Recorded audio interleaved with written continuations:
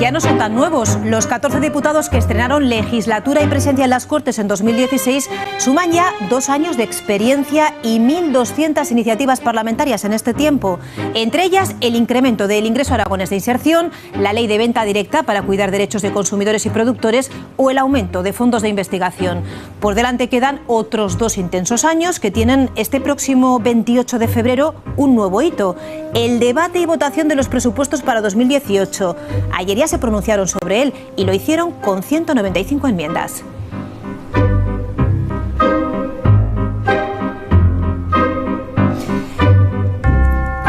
Y con ellas dicen que quieren dar color y originalidad a ese presupuesto. De momento plantean ya la suspensión temporal del cobro del ICA. De todo ello hablamos esta mañana con la portavoz de Podemos en las Cortes de Aragón, Maru Díaz, y ya nos acompaña en este plato con Pablo Carreras. ¿Qué tal, Pablo? Buenos días. Pilar, ¿qué tal? Buenos días. Buenos días también a todos ustedes. Y una formación que recordamos es necesaria para poder aprobar esas cifras, los presupuestos de este año, de 2018, y también que salgan adelante iniciativas y proyectos. Maru Díaz, ¿qué tal? Bienvenida, buenos días. Buenos días. ¿Cómo está? Bien, bien. ¿Y la comunidad autónoma cómo está? Pues yo creo que avanza, que estamos en un buen camino. Ahora empieza el procedimiento de tramitación de enmiendas, que siempre es un momento bonito, podría decir, porque toda la oposición podemos decir cómo hubiéramos invertido ese dinero que el Gobierno ha invertido de una manera en concreto, y es probable que se lleguen a los acuerdos necesarios para que el 28 se tenga por fin presupuestos. Bueno, ustedes cuando conocieron el borrador dijeron que le daban únicamente un aprobado raspado. Lo justo para poder tramitarlo. Nosotros entendimos que sí que revertía parte de los recortes llevados a cabo en nuestra comunidad por parte del PP y del Partido Aragonés, pero que le faltaba audacia, un poco de valentía, que es algo que llevamos denunciando los últimos años del Partido Socialista, que su único horizonte es revertir recortes y no pensar cómo llegaremos al 2019, cómo salimos de esta crisis y no solo revirtiendo. Y esa es la parte de audacia que nosotros queremos meter mediante estas 195 enmiendas que le dan un poquito de color a esas cifras un poco grises que se le quedan al PSOE. ¿Y la valentía cómo se puede imprimir a unas cifras que sean valientes? Pues un ejemplo concreto, cómo gestionamos las cuestiones universitarias y que nuestros estudiantes puedan acceder a la universidad, pues entendiendo que hay una precariedad cronificada en la gente joven y que es necesario afrontar algo así como unas becas salario. Eso implica un cambio de modelo. Ya no vamos a becar, por ejemplo, a los alumnos para la matrícula solamente, sino darles un salario para que se dediquen a estudiar. Aquellos que aseguren unas buenas notas y unas rentas bajas se dediquen a estudiar. Eso cambia el modelo. Analiza cuál es la coyuntura concreta, cuál es el modelo de precariedad del que hemos salido de la crisis y propone soluciones alternativas para probar nuevas respuestas. Ese es uno de los ejemplos de nuestras propuestas, las becas salario, que demuestran ese cambio de modelo, como puede estar en la lucha contra el cambio climático, en la transición energética, en todas esas cuestiones que marcan un rumbo distinto. Y también supone una mayor inversión en determinados aspectos. ¿Hay para todo? ¿Hay para tanto? Creo que sí. Y no es solo que lo propongamos nosotros, sino que las enmiendas no aumentan cuantías económicas, mueven simplemente dinero. Creo que se puede invertir distinto y no cuesta mucho dinero. Otro ejemplo de invertir distinto, por ejemplo, son las políticas de igualdad. Nosotros dijimos que tenían que ser transversales y que se tenía que invertir en violencia machista. Y eso no cuesta tanto dinero. Nuestra cuantía era 1 millón de euros, que 1 millón de euros en un presupuesto que tiene 5.300 es muy poquito, se puede sacar y dará un cambio a las políticas de género en nuestra comunidad. Casi 200 enmiendas que ha presentado su formación. Podemos ahora empieza la negociación, la tramitación de esas enmiendas y un acrónimo que es el ICA, que es lo que puede marcar una posible línea roja para que ustedes aprueben o no esas cifras, el impuesto de contaminación de las aguas. Nosotros dijimos que no tenemos líneas rojas, pero que todo suma y todo resta a la hora de votar, y sin duda suma y resta muchísimo que pase con el impuesto de contaminación de las aguas. Nosotros hemos propuesto mediante enmiendas favorecer esa mesa de negociación que se ha abierto desde el Gobierno y los agentes sociales implicados. Y para favorecer Pero no la esa comisión, mesa, no apoyan la formación de la comisión que en su día planteó el Partido Popular. También se va a plantear este jueves y estaremos de acuerdo en que se haga. Nosotros entendemos que los que tienen que dialogar son los agentes implicados y no solamente los partidos políticos. Pero si al Partido Popular le da un poco de cosa que sea la gente la que dialogue y prefiere que sean los políticos, nosotros nos sentaremos también en esa mesa. Pero seguimos creyendo que la RAPA, que la Asociación de Comerciantes, que los vecinos de la ciudad de Zaragoza y de los pueblos que se ven afectados tienen que tener algo que decir en todo esto. Ustedes han planteado una moratoria, algo que en principio el Gobierno dice que no es posible. A mí me hace mucha gracia cuando el gobierno dice que no es posible, porque normalmente cuando dicen que no es posible es de momento no nos apetece hacerlo, ya nos plantearíamos más adelante si se hace. Hicieron una moratoria sobre un impuesto vigente, que es el impuesto del cable, lleva 3 años con una moratoria de aplicación, y lo que pedimos nosotros es una suspensión cautelar, que se pare un momento de cobrar, que analicemos qué pasa, qué se está cobrando, porque además se está cobrando más de lo que luego se gasta en depuración, por lo tanto hay superávit, ha habido superávit en los años anteriores. Creo que hay razones suficientes de irregularidades, tanto en el cobro como en el modelo del impuesto, como en el plan de depuración, que exigen que paremos un momento, de manera temporal, unos meses, hasta que se llegue al acuerdo, hasta que se avance esa comisión de investigación y se pueda retomar el cobro, quizá con otro modelo, porque probablemente el modelo de impuestos no sea precisamente el más adecuado para estos cobros. Un acuerdo en un futuro que debería pasar ¿por qué? Por la derogación del impuesto, por la adaptación, porque incluso ya el equipo de gobierno ha planteado una revisión en profundidad del contenido del impuesto. Realmente la reforma tendría que ser profunda, y lo que propuso el gobierno el jueves no iba a la profundidad y a la raíz del problema, que es que lo que se nos cobra a los aragoneses es por el consumo de agua, por el agua que sale de nuestros grifos, y no por el agua que vertemos una vez que se ha contaminado en nuestros hogares. Es decir, no se está gravando la contaminación, y eso es un problema, porque entonces el impuesto no va destinado a aquello que tendría que ser. Además, no es progresivo, cobra a todos por igual, y eso hace que el impuesto no sea justo. Cualquier propuesta que salga de esa mesa de negociaciones. En caso de que no se llegue al acuerdo de plantear una moratoria con el impuesto y que en un futuro no se plantee la renovación en profundidad del ICA, del impuesto, ¿ustedes se mantendrían firmes a la hora de no aprobar o poder no aprobar esas cifras? Nosotros dijimos... Queda muy poco tiempo, queda menos de un mes. Que todo suma y todo resta, y que probablemente el ICA resta si no son capaces de llegar a acuerdos. La moratoria es una opción, una salida honrosa que le damos al gobierno para que la presión sobre esta mesa de negociación no recaiga sobre los contribuyentes, porque ahora el reloj corre en contra de los contribuyentes. Nosotros queremos parar ese reloj para que la negociación sea más honesta. ¿Que el gobierno lo acepta? Pues sería una muestra de buena voluntad. ¿Que no lo acepta? Pues tendrán que explicar por qué, y tendrán que demostrar realmente que están abiertos a ese diálogo. Seguimos confiando en esa mesa de negociación, seguimos confiando en que la RAPA tiene una propuesta viable y sostenible, y esperamos que el presidente la escuche y tenga bien aceptar. ¿Esperan que la escuche y que sea aceptada? ¿Confían en que la escuche y sea aceptada? Confiamos, no nos queda otro remedio a estas alturas que esperar que sí, porque además no somos solo Podemos los que lo está denunciando. Hay 23.000 recursos presentados, el domingo hubo una manifestación que, además de que el clima no acompañaba, fue multitudinaria. La gente en los pueblos lo está reivindicando desde hace años, los agentes sociales, las conjuntos de comercios, las asociaciones de comerciantes, hay muchísima gente detrás reclamando que esto no puede continuar así, no es una cosa de Podemos. Se ha convertido el ICA un poco en el tema central de debate en relación con los presupuestos y en la relación también con Podemos. ¿Qué otra cosa se plantea? Hablaba usted antes de audacia, también de valentía, y hablan de dar y de imprimir color a las cifras. Hay una cuestión en el presupuesto que siempre debatimos a lo largo de la legislatura y no se había afrontado, y es una apuesta por la despoblación con partidas y con medidas concretas. Una de las que nosotros proponemos, que creemos que es un poquito audaz y que da un paso adelante, es que aquellas que fijan población en el territorio son las mujeres. Son ellas las que aseguran que nuestros pueblos se mantengan con vida, porque fijan a sus familias. Nosotros planteamos una línea de ayudas directas para la contratación de mujeres, porque además la tasa de desempleo de mujeres en el medio rural es muy alto, y eso garantizaría luchar contra la despoblación. Estas pequeñas ayudas concretas, como pueden ser también para la ganadería extensiva, para los jóvenes agricultores, marcan propuestas de una nueva senda hacia luchar contra la despoblación, porque a veces damos grandes cifras sobre despoblación y nos parece un problema muy grave, pero no sabemos poner esas cuantías pequeñitas que pueden ir marcando la diferencia.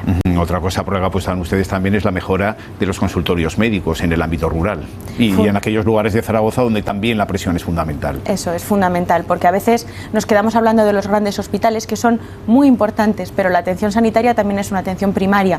Ese médico del pueblo al que acude una vez a la semana a mi pueblo pequeñito y la consulta hasta que se cae, el ordenador no funciona, hace mucho frío para desnudarse para que te ausculten, son cuestiones que favorecen la vida, que hacen la vida un poquito más cómoda en nuestro medio rural, que no cuestan mucho dinero y que consiguen pues focalizar también y poner esa la visión en esos pequeños pueblos en los que queremos mantener la vida y queremos que allí la vida sea de calidad como la defendemos en las grandes ciudades. Otro de los grandes ejes, de los principales ejes de actuación que ustedes quieren poner en marcha a través de esas enmiendas, habla, y lo ha insinuado usted, de la apuesta por un automóvil más sostenible. Enseguida hablamos de esta propuesta, pero le invito a hacer una reflexión también en relación con lo que ha pasado en la factoría de Opel en Figueruelas.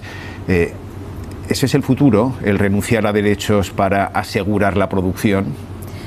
España tiene un problema, y no solamente Aragón, y en esto sí que la responsabilidad es compartida, y es que de la crisis hemos querido salir compitiendo a la baja de los salarios, compitiendo con los países del tercer mundo, en vez de competir en I+D+I, en vez de competir en innovación productiva que nos podría acercar a países como Alemania. Pero preferimos compararnos con Lituania o compararnos con países de África, y ahí no podemos competir, porque ahí seguramente tendremos que ir perdiendo paulatinamente derechos. A mí no me gusta lo que ha pasado en Opel, creo que la empresa no ha sabido entender cuál es su responsabilidad con el territorio y con esos trabajadores que están sacando adelante el trabajo y la plantilla, y creo que tenemos que tener un análisis profundo como administraciones de cuál es la alternativa que le damos al eje de la automoción en Aragón para hacerlo competitivo desde la I+D+I.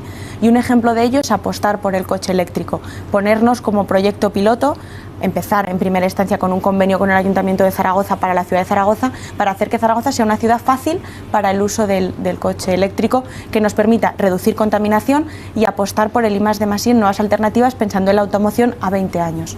Otro de los ejes que plantean ustedes es la recuperación de la memoria democrática, e invertir también y apostar por esa recuperación de la memoria. Hasta hace unos años se había entendido que la recuperación de la memoria democrática era algo que hacían las asociaciones y que no era una responsabilidad de Estado. Nosotros creemos que recordar para no olvidar y que cerrar la historia y cerrar heridas es responsabilidad de las administraciones públicas, y por eso creemos que exhumar todos aquellos cadáveres que están en nuestras cunetas y que merecen un descanso tranquilo es responsabilidad de los ayuntamientos y de las administraciones. Apoyamos la ley que se está tramitando en las Cortes sobre memoria democrática y queríamos dar un empujón a esos ayuntamientos para que se animen desde los propios ayuntamientos a empezar a exhumar esos cadáveres y a cerrar heridas, porque hace falta que pasemos página y para ello hace falta realizar todo esto. Comenzábamos charlando en este tiempo de televisión de una polémica, como es la polémica del ICA, que va directamente relacionado también con una comisión de investigación que hoy va a comenzar sus trabajos en el Parlamento Regional, una comisión además que solicitaron ustedes. ¿Cómo espera que se desarrolle la comisión y, sobre todo, qué sospechas tenían para impulsar una comisión para ver si hay responsabilidades políticas en la gestión de todo el plan de depuración y saneamientos de Aragón?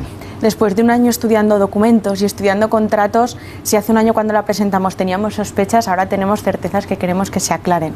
Hay irregularidades que se tienen que explicar. Hay 160 millones que nos llegaron del Gobierno Central de Aragón para depuración y no se gastaron en depuración y no sabemos en qué se gastaron. Hay ayuntamientos que tendrían que haber recibido dinero y no lo recibieron. Otros ayuntamientos que gastaron ese dinero para obras que no eran el ciclo del agua. Ayuntamientos que no habían cedido su competencia y de repente tienen un contrato cerrado sin que ellos lo hayan firmado. Empresas que no habían construido la depuración y se les prorrogó el contrato en vez de sancionarlas. Hay un conjunto de irregularidades que no se explican por sí solas y que no se pueden explicar solo por la casualidad y la mala gestión. Nosotros creemos que hay algo más y es lo que queremos que se explique en esta comisión de investigación, que los técnicos, que los políticos, que los responsables que estuvieron en medio de todo eso lo expliquen, porque hay una pérdida patrimonial de muchos ayuntamientos de dinero, porque hay 160 millones que nos reclama España y porque tenemos que depurar aguas y no lo estamos haciendo y están cayendo ya sanciones sobre los ayuntamientos.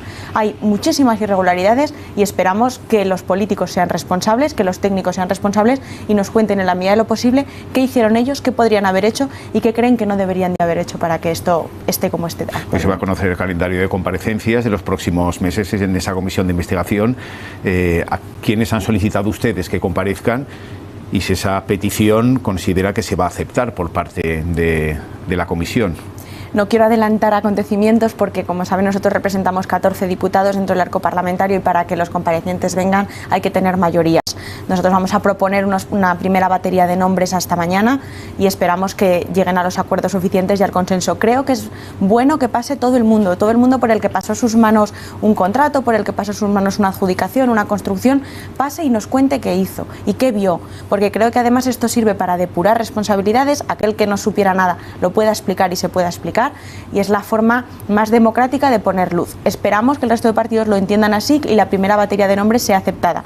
Pero hasta que el resto de partidos no nos lo digan, pues tendremos que esperar a qué pasa en esta primera sesión de la comisión. Es como si temiese que pudiese haber algún tipo de veto con alguno de los nombres que pone sobre la mesa.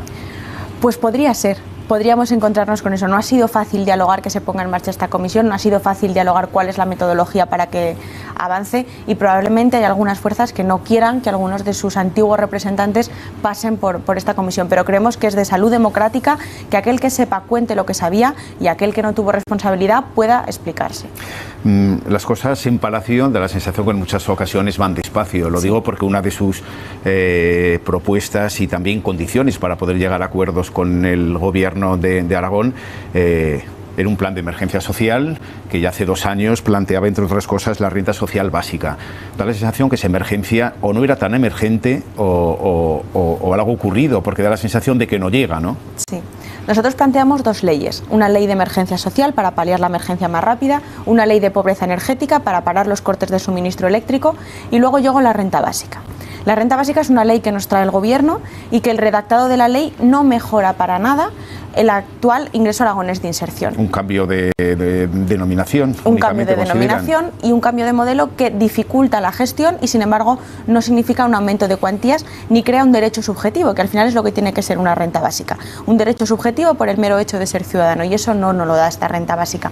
Además, hace una tipificación de pobrezas que cronifica a los pobres, que creemos que son no ayuda para nada, y no analiza cuál es el problema de nuestra comunidad. Actualmente no tenemos pobres excluidos del sistema, tenemos gente precaria que está muy incluida en el sistema, con carreras, que no tiene empleo, pero no tiene problemas de inserción. Ese es el gran debate. Creemos que el PSOE trajo una ley de renta básica más propia de los 80 que de la coyuntura actual que tenemos de precariedad, y que no soluciona nada. Nosotros seguimos apostando porque esa ley se retire y se suban las cuantías del ingreso aragonés de inserción, que es lo que hemos hecho nosotros presupuesto a presupuesto, subir esas cuantías para ayudar a la gente con más necesidad, y si se tiene que abordar la renta básica, que se aborde con honestidad y no como la ha presentado el Gobierno. Y en esa legislatura veremos esa ley. Por nuestra parte, si el Gobierno no trae otra propuesta, con la ley actual no contará con nuestro apoyo y, por lo tanto, tendrá que buscar otros apoyos.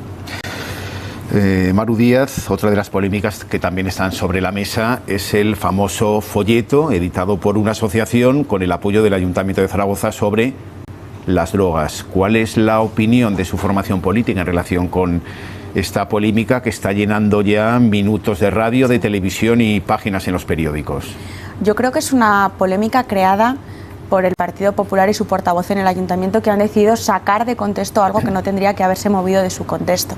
Creo que no es algo que propongamos nosotros, creo que la Organización Mundial de la Salud, que la Oficina de las Naciones Unidas contra la Droga, que la Estrategia Nacional sobre esto lo reconocen estas 3 organizaciones. La Estrategia Nacional hace 20 años que plantea esta reducción de riesgos, y este folleto va destinado a eso, al sector al que no le llega la prevención y al que no podemos acceder desde la prevención.